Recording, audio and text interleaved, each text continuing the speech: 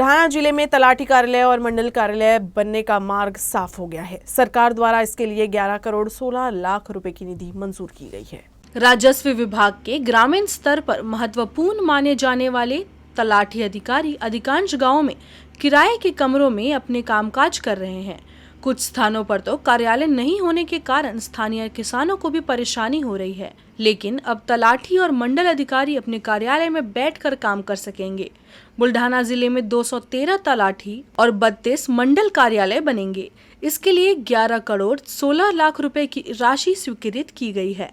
बुलढाणा जिल्ह्यामधील चिखली, खामगाव, जळगाव, जामोद, संग्रामपूर आणि मेहकर या तालुक्यांमधील आपण 213 तलाठी कार्यालय आणि 32 मंडळाधिकारी कार्यालयांचे प्रस्ताव तांत्रिक मान्यता घेऊन शासनाला सादर केले होते। तर आताच 18 नोव्हेंबर 2022ला जो शासन निर्णय आलेला आहे, त्या शासन निर्णयामध्ये या सर्व जे प्रस्ताव आहेत या सर्व प्रस्तावांना प्रशासकीय मान्यता शासनाने प्रदान केली आहे आणि त्याच्यासाठी निधीसुद्धा उपलब्ध करून दिलेला आहे। यानंतर नकाशे, आराखडे आणि त्यांचे जे पुढचे एस्टिमेट्स आहेत ते सर्व तयार करून पुढचं काम हाती घेण्यात येईल। भुसावल मंडल के डीआरएम एसएस केडिया ने अकोला रेलवे स्टेशन का दौरा किया। इस मौके पर उन्होंने रेलवे स्टेशन परिसर में चल रहे विभिन्न विकास कार्यों का निरीक्षण किया। डीआरएम एसएस केडिया कुछ दिन पहले ही अकोला में आ चुके हैं। फिर उन्होंने बडनेरा, मूर्तिजापुर रेलवे स्टेशन पर ज्यादा समय बिताया। अकोला रेलवे स्टेशन पर स्वचालित सीढ़ियां, लिफ्ट, 3 व 4 रेलवे लाइन का कनेक्शन, रेस्टोरेंट, स्वास्थ्य केंद्र आदि का निर्माण कार्य चल रहा है।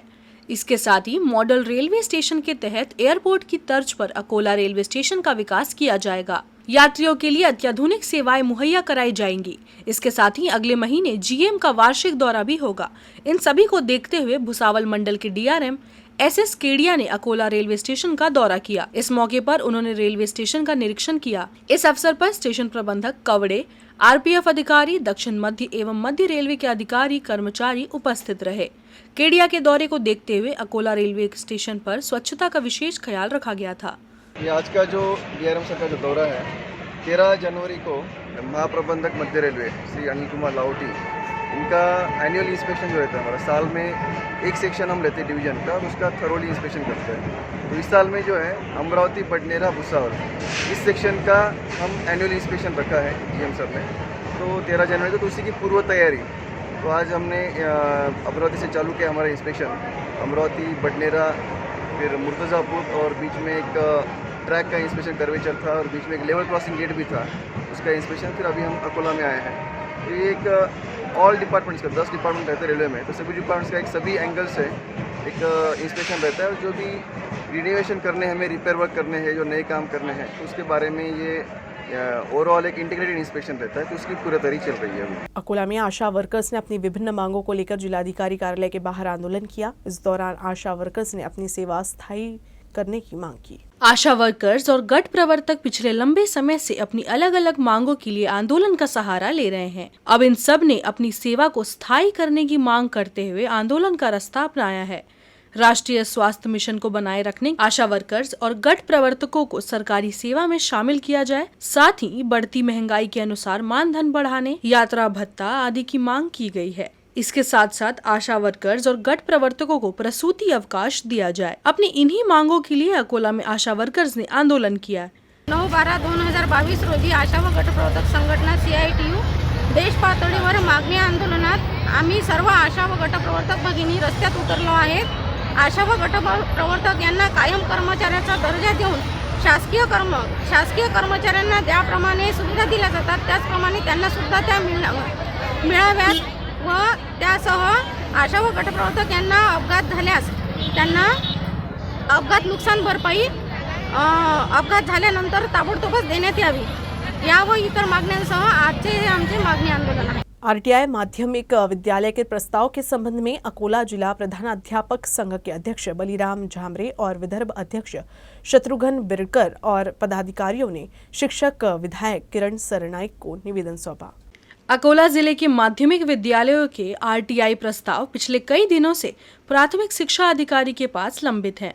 संगठन ने शिक्षा अधिकारियों को कई निवेदन दिया, लेकिन अभी तक प्रस्ताव को अंतिम रूप नहीं दिया गया है। इसीलिए संगठन ने शिक्षक विधायक किरण सरनाइक को शिक्षकों की समस्या से अवगत कराया। इस मौके पर बड़ी संख्या में जिला प्रधानाध्यापक संघ के पदाधिकारी मौजूद रहे। शिक्षक विधायक ने इस संबंध में समस्या को समझा है और प्राथमिक शिक्षा अधिकारी को मामले का तत्काल निस्तारण करने के निर्देश दिए हैं। आज मी शिक्षक आमदार किरण सरनाईक अकोल्याला आलो असताना विदर्भ मुख्याध्यापक संघटनेचे सन्मान्य अध्यक्ष शत्रुघ्नजी बिडकर, जिल्ह्याचे अध्यक्ष सन्मान्य बळीरामजी झांबरे सर, आमच्या संघटनेचे अध्यक्ष सन्मान्य दीपकजी बिडकर, आणखीन इतर सर्व शिक्षक वृंद मला भेटले। त्यांनी हा प्रश्न मला विचारला की बा RT ॲक्ट आमचा अकोला जिल्ह्यामध्ये लागू झाला नाही, तर निश्चित रूपानं हा RT ॲक्ट या ठिकाणी लागू करण्यासाठी मी प्रयत्नशील राहील। आणखीन त्या ठिकाणी सन्मान्य शिक्षण अधिकाऱ्याशी बोलून हा प्रश्न आपण निकाली लावू। अकोला में यातायात नियम की अनदेखी और कर्कश आवाज में गाड़ी चलाने वाले पर ट्रैफिक पुलिस की कार्रवाई जारी है। कार्रवाई के दौरान जब्त साइलेंसर नष्ट किए गए। तेज आवाज करने वाले वाहनों पर कार्रवाई के लिए ट्रैफिक पुलिस विशेष अभियान चलाकर कानूनी कार्रवाई कर रही है। 2022 में कुल 1206 वाहनों पर कार्रवाई कर 2 लाख रुपए जुर्माना सरकार के पास जमा कराया गया है। साथ ही इस कार्रवाई के दौरान कर्कश आवाज वाले साइलेंसर जब्त किए जा रहे हैं। इन जब्त साइलेंसरों को नष्ट करने की प्रथम श्रेणी दंडाधिकारी के आदेशानुसार लिखित अनुमति प्राप्त कर ली गई है। इसके बाद यातायात नियंत्रण शाखा कार्यालय में 200 से अधिक साइलेंसर बुलडोजर चलाकर नष्ट कर दिया गया। अकोला में एक नाबालिग और लैंगिक शोषण के मामले में अदालत ने आरोपी को दोषी करार देते हुए 10 साल कारावास की सजा सुनाई है। अकोला के सिविल लाइंस पुलिस थाना अंतर्गत रहने वाली नाबालिग लड़की से अक्टूबर 2020 में आरोपी शिव कुमार उर्फ शिवा बोंद्रे ने झूठ बोलते हुए उसे सुनसान जगह पर लेकर गया जहां उसका शोषण किया गया था। इस मामले में पीड़िता के परिजन द्वारा मामला दर्ज कराए जाने के बाद आरोपी के खिलाफ अदालत में सुनवाई चल रही थी। सभी के बयान और मेडिकल रिपोर्ट के आधार पर अदालत ने आरोपी को दोषी करार देते हुए 10 साल सशक्त कारावास और 15,000 जुर्माने की सजा सुनाई है। अकोला में फैमिली प्लानिंग की ऑपरेशन के बाद भी एक महिला गर्भवती हुई है। इसके बाद महिला और उसके पति ने ऑपरेशन करने वाले डॉक्टर को निलंबित करने की मांग की है। अकोला निवासी चौहान दंपत्ति ने 14 मार्च 2020 को अकोला के आयुर्वेद रुग्णालय और अनुसंधान केंद्र में फैमिली प्लानिंग का ऑपरेशन कराया था। डॉक्टर श्याम कुमार सिरसाम ने यह ऑपरेशन किया था, लेकिन फैमिली प्लानिंग ऑपरेशन के बाद भी महिला गर्भवती हो गई, जिससे वो सब काफी परेशान हैं। इस संबंध में डॉक्टर श्याम कुमार सिरसाम से जब चौहान दंपत्ति ने बात की तो डॉक्टर ने कुछ भी सही जवाब नहीं दिया, जिसके बाद चौहान दंपत्ति ने डॉक्टर के खिलाफ कार्रवाई की मांग करते हुए जिलाधिकारी कार्यालय के बाहर आंदोलन किया। शेगांव में रेलवे लाइन से सटी सुरक्षा दीवार बनाने का काम शुरू हो गया है। इसीलिए शेगांव शहर के उस इलाके को जोड़ने वाली सड़क, जहां करीब 15,000 नागरिक रहते हैं, उसे स्थायी रूप से बंद कर दिया जाएगा। इससे इस क्षेत्र के नागरिकों में रोष है और रेल विभाग के भुसावल मंडल के प्रबंधक केडिया से मिले नागरिकों ने उनके सामने अपनी शिकायत रखी। मुंबई हावड़ा रूट पर तीसरी और चौथी रेलवे लाइन बिछाने का काम चल रहा है। इस ट्रैक पर सुपरफास्ट ट्रेनें चलेगी। इसके चारों ओर एक रक्षा दीवार बनाई जा रही है। शहर को जोड़ने वाली सड़कों को स्थायी रूप से बंद कर दिया जाएगा। होलारपुरा सरकारी फाइल छत्रपति शिवाजी महाराज नगर, ओम नगर, नरोत्तम दास नगर को जोड़ने वाला रास्ता अब बंद होने वाला है। इसीलिए इस क्षेत्र के नागरिकों ने प्रशासन के खिलाफ रोष व्यक्त किया है और शुक्रवार की रात शेगांव रेलवे स्टेशन पर भुसावल रेल मंडल के मंडल प्रबंधक केडिया से मुलाकात की। इस मौके पर जलगांव जामोद विधानसभा क्षेत्र के विधायक डॉक्टर संजय कुटे के साथ रेलवे भुयार मार्ग कृति समिति का एक प्रतिनिधिमंडल उनसे मिला और नागरिकों की शिकायतों को उनके सामने रखा। इस दौरान प्रबंधक केडिया ने कहा कि इस मामले को लेकर सकारात्मक निर्णय लिया जाएगा। इस दौरान उचित निर्णय न लेने पर कार्य समिति की ओर से धरना प्रदर्शन करने की चेतावनी दी गई। लोक रेल्वे क्रॉस करून जात होते, हालाकी ते इलिगल होतं, परंतु 100 वर्षापासून आम्ही तिकडे राहतो, परंतु आमच्या त्या भागातला कोणाचाही ॲक्सिडेंट झाला नाही। ते रेल्वे क्रॉस करायची आम्हाला सवय आहे। परंतु झालं असं की 2 दिवसापूर्वी संरक्षण भिंत त्या ठिकाणी बांधण्यात येत आहे रेल्वेकडून, त्यामुळे तो जो रुळावरून यायचा विषय होता तो सुद्धा बंद झाला आणि त्यामुळे आमची एक प्रकारे कोंडी झाली। 15,000 लोकांची कोंडी झाली। जर जायचं असेल शहरामध्ये तर फक्त केवळ ते उड्डाणपूल चढून जा आणि उड्डाणपुलावरून तर सर्व चढूच शकत नाही। सर्वसाधारण म्हणजे 50 वर्षाचा माणूसही ते चढू शकणार नाही, एवढा तो उड्डाणपूलच्या 60 पायऱ्या आहेत। तर आज त्या ठिकाणी आम्ही DRM येणार होते आणि DRMला आम्ही भेटलो आणि DRMला भेटण्यापूर्वी या मतदारसंघाचे आमदारसुद्धा या ठिकाणी आलेले होते।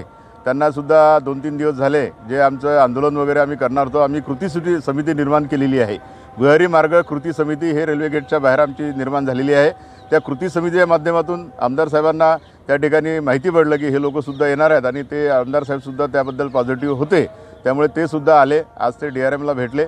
त्यांच्यासोबत आम्ही पण DRM यांना भेटलो आणि DRM यांनी सकारात्मक असं त्याबद्दल बोलणं झालं DRM यांच्याशी. आणि दुसरी गोष्ट की त्या ठिकाणी एक रॅम्पसुद्धा करण्याचं त्या ठिकाणी आता चर्चेतून लक्षात आलेलं आहे. त्यामुळे आता आज आम्ही सध्या समाधानी आहोत. परंतु जर थोड्याच दिवसामध्ये त्याचं काही आउटपुट आलं नाही तर आम्ही उग्र आंदोलन त्या ठिकाणी करणार आहोत. अत्याचार का मामला दर्ज होने के 2 माह बीत जाने के बाद भी आरोपी को शेगांव शहर पुलिस ने गिरफ्तार नहीं किया है. इसलिए चर्मकार समाज के सदस्यों की ओर से शेगांव शहर पुलिस का निषेध किया गया. समाज की ओर से शेगांव तहसील कार्यालय के सामने धरना दिया गया. 18 फरवरी को आनंद हरीश सलामपुरिया द्वारा बाल किशन सुधाकर चिमनकर को फटकार लगाई गई थी. मामले की पुलिस में शिकायत करने के बाद भी पुलिस ने कार्रवाई नहीं की. इसीलिए शहर पुलिस ने 28 सितंबर 2022 को महाराष्ट्र अनुसूचित जाति और जनजाति आयोग में शिकायत करने के बाद आरोपी के खिलाफ अत्याचार अधिनियम के तहत मामला दर्ज किया. लेकिन 2 माह बीत जाने के बाद भी अभी तक आरोपी की गिरफ्तारी नहीं हो सकी. 15 नवंबर 2022 को आरोपी को गिरफ्तार करने के लिए जिला पुलिस अधीक्षक से भी गुहार लगाई गई.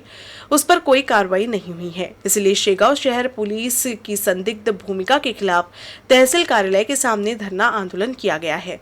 इसमें नारायण लक्ष्मणराव शेगोकर, काशीराम किसन डांगे, दादाराव प्रकाश वानखेड़े, ज्ञानदेव महादेव वानरे, सुरेश रमेश सुपोकार, अंबादास बलिराम इंगोले, सुनील पांडुरंग पद्मने ने भाग लिया.